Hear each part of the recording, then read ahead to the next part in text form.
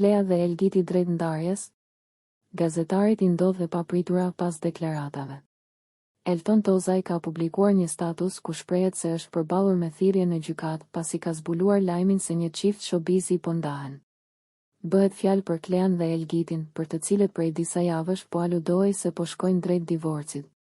Në një intervistë në Mësanë, Tozaj tha se shkak për këtë ndarje, sipas tij, është bërë një romancë e re që kantautori Doda ka nisur me një vajzë nga Lushnja. Tashmë, sipas Tozajt, këto deklarata nuk janë pritur mirë nga dyshja e artistëve dhe për këtë arsye ai ka marrë një thirrje në gjykatë.